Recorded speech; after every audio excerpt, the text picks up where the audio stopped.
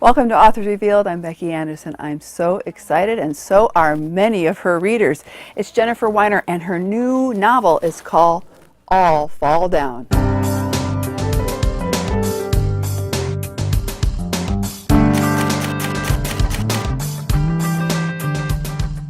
Well, Jennifer, thank you so much for coming and joining us. Thank you for having me. It's a pleasure to be here. Yeah, so Anderson's in Naperville. There are a lot of people have been waiting to see you. So yes. this is really here great. I am. Okay, well, it's great to have you. Thanks. So All Fall Down, literally, today, the book has only been out 1 week. 1 week. It's its birthday. It's book birthday. Yeah, but your 11th novel, 11th right? novel. Okay, do I have that right? Yeah. And so what are you hearing so far from all of your readers? People really like this one, and they say that it's sort of darker, but not in an awful, like I feel terrible, I feel like I've been sentenced to read this book. I mean, the book, like many of my books does, it sort of goes to a dark place. It deals with some big issues, but it does them through the lens of a heroine who has a pretty good sense of humor, and manages to keep her wits intact even as she's being shipped to rehab. Yeah, right. But you got a starred review and book list, the Library Journal, the New York Times had it in there, which was great just this past Sunday's issue. I saw that, along with some other great reads. Some other women, yeah. Well, and Lisa C., she was along there. She was here last night, so you're in great company. I was thrilled about that. I mean, like, after all of the banging on their doors that I've done about you need to cover more women and you need to take these books seriously, and my audience is your audience, it was incredibly gratifying to finally get that review. Yeah, made me happy. And they were great reviews. Thanks. So when you start a novel, and I always ask this question, and then a lot of people want to know too, where does that seed start to grow? Where does the idea first come up? So where did the idea for All Fall Down come to you? A couple different places. I mean, the sort of macro issue I wanted to talk about was women's happiness and the idea of authentic happiness. And here's a woman who's gotten everything that she's supposed to want in terms of a happy ending. She's got the house, she's got the husband, ring on the finger, cute kid, money in the bank, everything looks good. And she's sort of bedeviled by these problems and these feelings, and when you sort of get beneath the facade, it's like her husband's really not talking to her, and her father's got early Alzheimer's, her mother's not handling that very well, her daughter's very demanding, and she finds herself sort of wrestling with questions of, if I have what I'm supposed to want, why am I not happy? Right.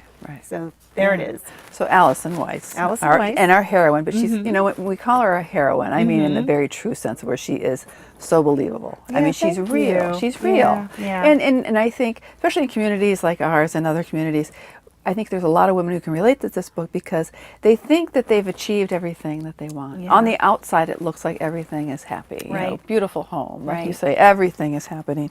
Even a great career that she has in this book. But what's inside is not, what you think is what you wanted, maybe isn't how it turns out. That's exactly right. And that was the question I wanted to deal with. And understanding that we're dealing with sort of a very select group of women. I mean, these are not women struggling to put food on the table or struggling to care for their children. They're in a privileged position on the one hand in terms of having basic needs met. On the other hand, they're dealing with so much pressure, and I think that this really is sort of a common malaise among women where we're told you're supposed to have a job, you're supposed to be a mom, you're supposed to do both of these things with sort of equal commitment and equal excellence, and you're supposed to be thin while you do it, and you're supposed to look young while you're thin and doing it. And there's just so much pressure, and I think that we're also, we fall prey to sort of the Facebook lives of others where you're seeing other people's happiness sort of filtered and avatared, where it's like everything online looks good, and you compare yourself. That's right, but everyone needs to believe that what you see is not what's really there. Exactly, and I think I hope this book starts some conversations about authenticity, about what we as women, I think, need to start getting real about what our lives are like, because I think that the consequence of not being honest is what happens with Alison, where she winds up taking pills to sort of deal with these feelings of inadequacy, loneliness, estrangement, and ends up really in trouble. And I think, that's sort of, personally, I've made it a point to talk about, my life might look amazing, but it only looks this way because I have an awful lot of help. And there's things you don't see. I mean, like, I would Facebook like a cute picture of myself with like Taylor Dane because we were on TV together this morning, and I'm not Facebooking the picture of the 3 baskets of clean unfolded laundry that I really need to get to and can't. Right. You know? Right.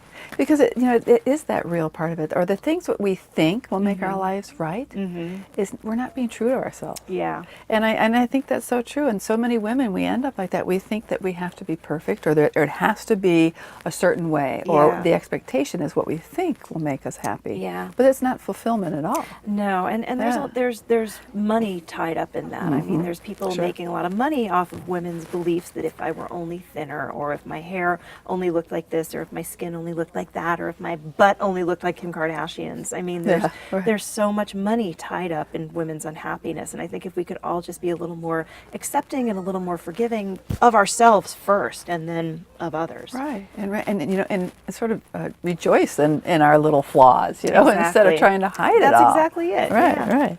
So Allison is a blogger in this book, and this is how, and she's the ladiesroom.com. Ladiesroom.com. Had to make sure it wasn't taken. That's right, but you know what? That's a great name. Thank you. I was really shocked that no one was using it. Isn't it? I was doing it for a girl blog, like Ladies Room. Like, who wouldn't? Well, come on into the Ladies Room. Who wouldn't want that? Right. So she's a writer, and then. But how did you put yourself into her character, being a writer yourself, and also having been a journalist? Yeah, well, it's interesting because I think if I'd been born like 10 or 20 years later, instead of going to work for a small newspaper, which is what I did right out of college, I would have gone to work for a website. And it would have been a mistake, because I think that when you work for a small newspaper, you're screwing up on the local level. You're not sort of stumbling onto the national platform and dealing with the slings and arrows that come your way after you do. Right. So Allison she backs into journalism. She was a designer. She did sort of the graphics and worked for a newspaper, and ended up sort of writing this blog as a hobby about being a mom, and then her posts got picked up, and then things start going viral, and then she has to deal with the way the world talks to women with whom it disagrees, and it gets really ugly, and she has trouble coping with that. And that's something that I have some personal experience with, because when you speak out on something, issues of gender, issues of feminism, issues of equality, I mean, you get people that are like, I agree with what you're saying. You get people who say, I respectfully disagree with what you're saying. And you get people saying you should be raped and murdered. Right. Or your kids should be killed, or, just routinely sort of, you're just bitter, you're just jealous, you're fat, you're ugly, you're a hag, you're, terrible things should happen to you. Just sort of, it's incredible cruelty that happens when people say how they feel and their opinions, that instead of respect, they get attacked. Well, and I think the internet culture, there's a whole conversation about this, but I think that people lose sight of the idea that there's like a real person on the other end of the avatar, and you become just an avatar. You become, like Allison says, they're not thinking that I'm me, they're thinking I'm feminism with a capital F, or women today with a capital W, where you become a symbol of everything that these people think is wrong in the world, and they feel free to say whatever they want anonymously, because what's going to happen? Nothing. And this affects her in the novel. Does. Terribly. And I hope that I personally have better ways of dealing with it, but I think that for someone who some people doesn't, I think that sort of the definition of being a writer is you're sensitive. That's what gives you the ability to sort of pick up on things, talk about them, and poor Allison just isn't ready for sort of what comes her way when that happens. And all the other things that are being thrown at her, and this life she thought would have been perfect, but now it's a lot of real life is coming into her world. Yeah. So her addiction that she gets to prescription drugs, the Vicodin, the Oxycontin, all those types of things. Yeah. And I know you researched some of this about addiction, and also about the rehab that she ends up in. Exactly. But also too the rehab that maybe isn't the rehab for everybody. Well, it was. I read a book called Inside Rehab that was so eye-opening, and then I spent time at a couple places. And I think I'd sort of imagined rehab as these sort of, these halcyon fields of, trained, caring professionals and yoga and massage. And there is some of that. I mean, there are trained, caring professionals. There are also rehab staffed with people who have very little training, whose major qualification is being in recovery themselves, and who are about as attentive and caring as they would be if they were stocking boxes of crackers at a convenience store. Like, they just don't care. There are people who get into the business of treating addicts because they genuinely are invested in people's well-being and recovery, and there's people who get into it because they buy a place that's licensed as a continuing care facility for old people and decide that addicts are easier to deal with than the frail elderly. So there's rehabs are for profit. They're not, they're run to make money.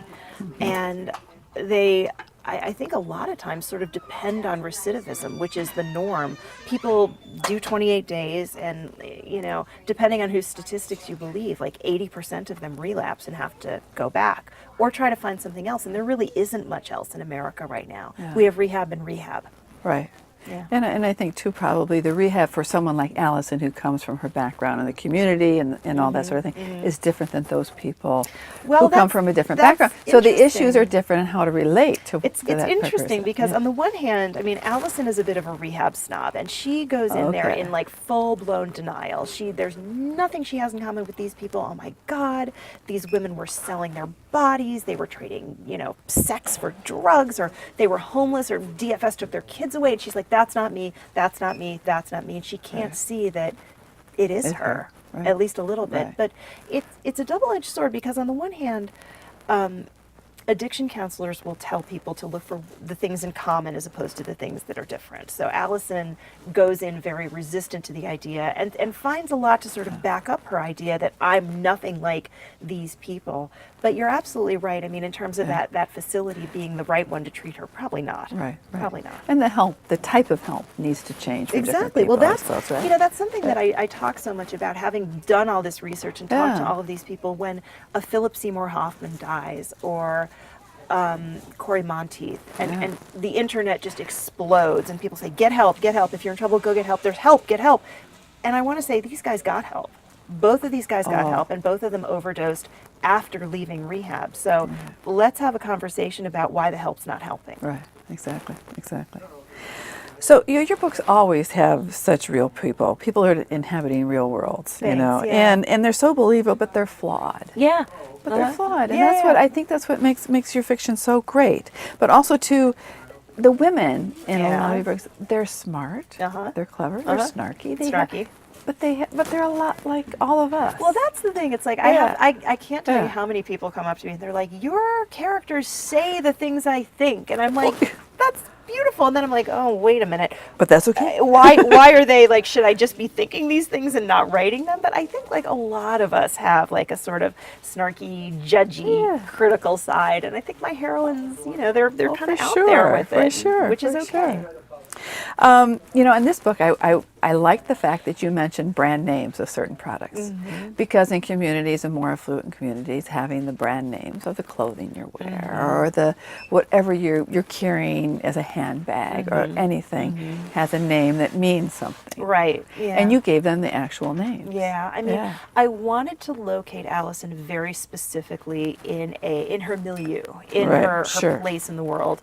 So she talks about, it's not just jeans or yoga pants, it's 7 for All Mankind jeans and Lululemon yoga pants. And I think that people that are sort of in that world know instantly what that's shorthand for. They know those ladies. Yeah. So I really like that fact. Thank you. I know that some people who would write fiction like this and will avoid putting those type of references. Yeah, I mean, they can get dated pretty quickly, so I do try to like be careful and be sparing and be strategic about using them. But I think I hit the balance with this book. Yeah. Now, I just read that your first book, 2001 when it came out? 2001, Good and Bad, is in its 57th printing. Isn't that bananas? That is crazy. I know. So how does that feel? And then I read that you have, of all your titles, these 11 novels, including the new one, over 11 million books in print. Wow. I know. It's remarkable. I mean, I really... like you said, I was a journalist before I was a novelist, and I would write about authors. You know, they'd come through Philadelphia, and I'd be the one who'd do the newspaper profile. And I knew a little bit about what it meant to be a writer and how rare it is to even be able to support yourself with your writing. Sure.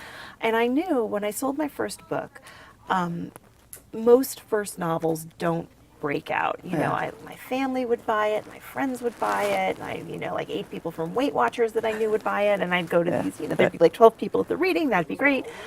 I can't tell you how amazing and still a little surreal it is. All of the people that are like, I'm Canny Shapiro, who's the heroine of Good and Bad. People who just identify with her, people who feel like that was their story or part of Candy's story was their story, and they never ever saw it. And I think maybe that's, I don't really know what the combination was, but I think Canny is sort of, she's snarky, she's witty, she's sarcastic, she's plus size, she's dealing with that.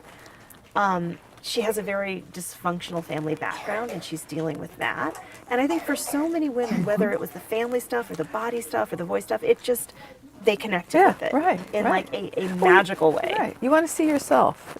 I think so. Many times I think so. And I think like for, you know, for plus size women, you want to see yourself not as the best friend, not as the punchline, not as the comic relief, not as the backup plan. Candy was the heroine. She was the star of that show. So, you know, so many of your books are so readable, and I know so many people, when a new book of yours comes out, they go, I can't wait. This will be the perfect summer read. Do you like it when people, you know, I was talking to Mary Kay Andrews was here the other night. We were talking in the same way and mentioning about a beach read.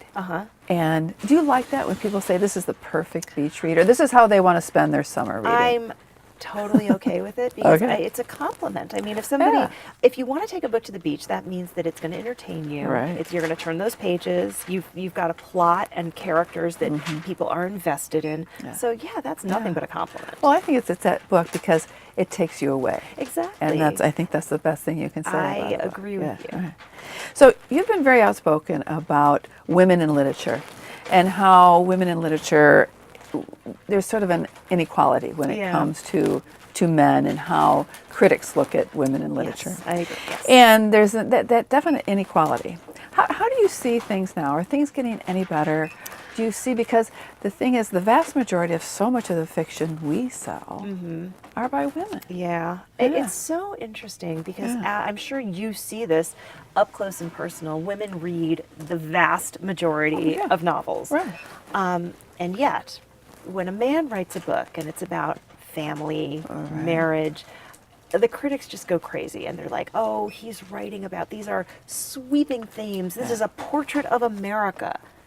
And I'm like, it sounds to me like it's a portrait of his parents' bad marriage, but maybe I'm missing something. I think that we look at men's books differently. We're all sort of trained, having come up reading our Norton anthologies, where it was, you know, man, man, man, man, Virginia Woolf, man, man, man, man, Jane Austen, man, man, man, man, man, Bronte. Like men were sort of the gold standard, and maybe a woman would slip in there. But so I think that we're all wired to sort of, when we think of great American novelist, we picture somebody in pants.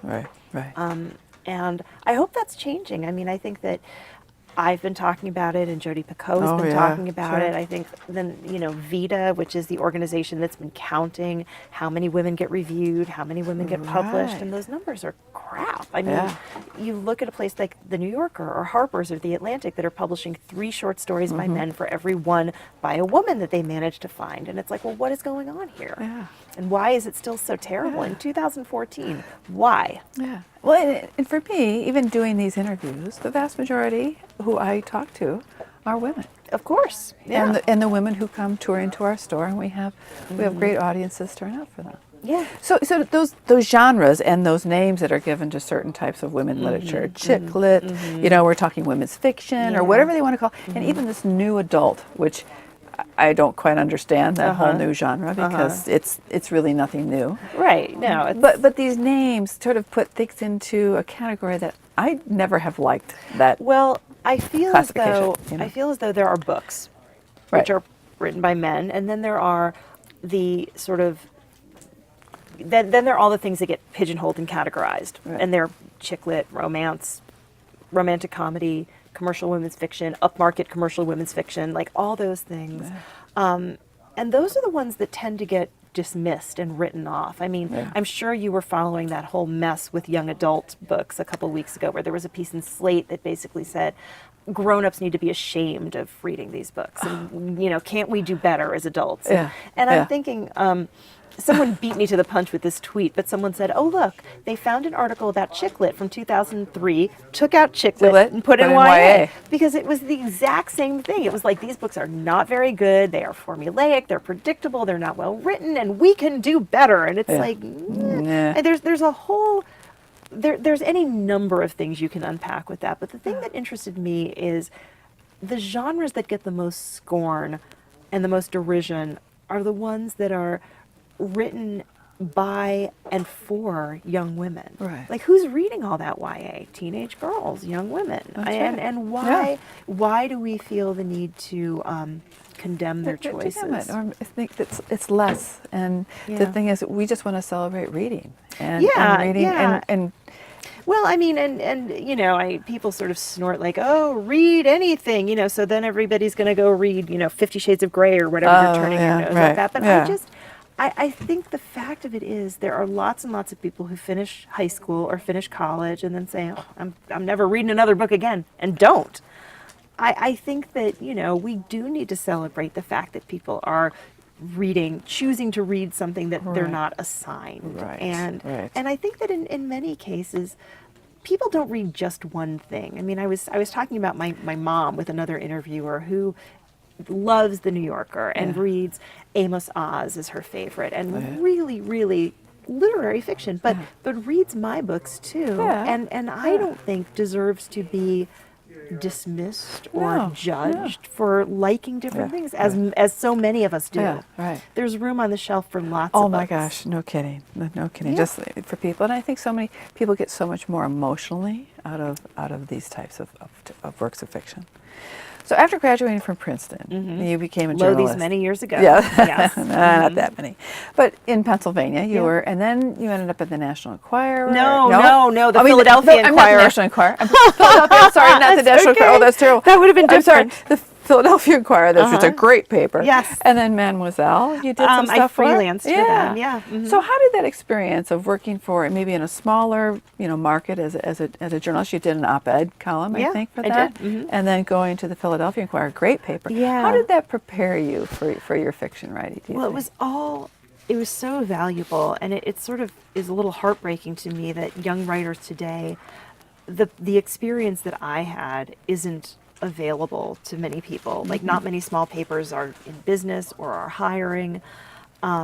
Most people, like I said, they end up working for websites as content providers, just sort of like shoveling coal into the maw and not getting training and not getting feedback and not learning the craft, which is what I really was allowed to do. Sort of making that progression from small newspaper to medium newspaper to big newspaper, and then doing freelance work on the side, learning about different forms, learning how to structure things.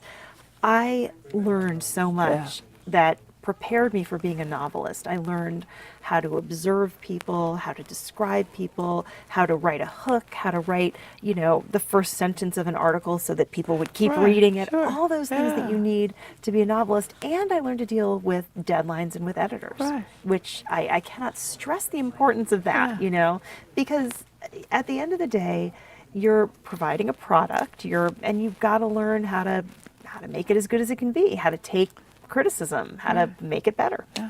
I've talked to so many authors who did have their start in journalism, and I think you're right. It's a great beginning. It's a great building ground. For so many reasons. I believe that. So, what do you hope readers are going to take away from All Fall Down? Because this book is a little different than some of your previous. With all of my books, I hope it's a good time. I hope it's entertaining. I hope it's diverting. I hope it does the thing that you want a great novel to do, which is take you into someone else's world. And I would like people to think about authenticity and about how honest we're being with ourselves, how honest we're being with the world, about what makes us happy and what maybe doesn't, and about what our lives really look like. Right. You know, I read on your website, and there are some prerequisites you said about if you want to be a writer. I think some of this was okay. Unhappy childhood. Unhappy childhood, right. and then you said heartbreak, a dog, maybe right. divorce, but also too you had mentioned about a liberal arts education, and you said your mom told you how, and I had a mom like that too. So a liberal arts education is the best. Yeah, I mean, because she said like you can always go into a field and learn how to do a specific job, but a liberal arts education teaches you how to think. Right. And I believe that. And that's what I'm telling my kids when they're old enough to listen to me. Yeah. But I love reading that because I think being an unhappy childhood or having certain things happen to you throughout your through high school and then into young adulthood and all those things, it is good fodder. I mean, to make you understand of people better, I think. My mom always told me, like, when I would complain about whatever was making me miserable, she'd say, Jenny, it's all material. And she meant that. And it was true. Yeah. And so, That's I mean, good. and you know, living through a bad, whatever it is, your parents' bad divorce or your own unhappy childhood, I mean, that makes you stronger and hopefully more sympathetic. You know, the thing everybody was saying on Twitter a couple of weeks ago about be kind because everyone you see is fighting a hard battle. And of course I tweeted, you know, I personally am getting a bikini wax later today, so that's, you know, my hard battle. But it's true. I mean, I think like when you go through something, hopefully not only does it make you stronger, but it opens your eyes to the fact that like everybody's got something. Every single person's got something. So tonight at your event, it's going to be at the Hollywood Palms, a movie theater here in town, and we're going to play In Her Shoes. How did you feel the movie? Because, you know, of course, our insistence is don't judge a book by its movie. Right. And how did you feel about when they took this, you know, well-loved book that many people, you know, were very devoted to these characters and then put it on the screen? How did you feel how it came out? Felt so lucky because so many writers like you said spend their careers saying that really wasn't what I had in mind. And I did an event with Alice Hoffman once who was talking about the movie they made of Practical Magic and being very unhappy with what happened there. I was really happy. Good. And I'm glad to hear that. I know, and I sort of went in with the idea that like I told the story I wanted to tell on the page. It's going to be their story to tell on the screen. If they do a great job, that's fantastic. If they do a not great job, my book is still my book. So I sort of was very zen about the whole thing, and I wound up very happy. Oh, great. Yeah. So, what are you working on now? Can you give us a little, or you would not like to say? No, I'm just getting started. It's I think it's going to be a love story, sort of more of a real love story than I've ever done, and it's I'm just starting to sort of figure out my characters, but there's a young woman who's been widowed, has 2 daughters, and is trying to sort of figure out what her life's going to be. And a disgraced athlete, sort of a Lance Armstrong kind of guy who has lost everything, been stripped of his medals, lost all his endorsement deals, and also has to figure out what's going to be next for him. So it's lonely people in second acts. Okay. Oh, sounds good. I know you are a proponent and a huge supporter of new authors, women authors that are out there. Are there a couple authors you absolutely love that are debut authors that are out there right Roxane Gay's book, An Untamed State, and she has an essay collection coming out in August called Bad Feminist, it's fantastic. Elizabeth Little is a thriller writer whose debut, Dear Daughter, Viking, also August. I just did for USA Today's Weekend magazine like my 10 summer reads, and a lot of them were debut. Okay, and how about something that you shared with your daughters that you curl up with that you absolutely love? Little Women. Oh, okay, great. Okay, and what are you reading now, or anything you've read recently that you love? This is so interesting, but I was in a green room with Marion Barry, the mayor for life of Washington. He has a memoir. So I was listening to him talk about it and about the whole, you know, the crack cocaine and the bitch set me up thing. And so I got his book. And then in his book, he makes disparaging reference to this book called Dream City, which was written about his tenure as mayor. And he said, they were white reporters looking to take me down. So then I got that book, and I'm sort of reading them side by side. It's very interesting. Sort of night and day. Right, I bet. Okay, 100%, A+. Okay. Terrific. Well, Jennifer, thank you so much, and congrats on All Fall Down. Thank you very much. And everyone's looking forward to the event tonight. Awesome. Always a great conversation with our favorite authors. This time, Jennifer Weiner with her new novel. It's called All Fall Down. You got to read it this summer. Thanks for joining me on Authors Revealed.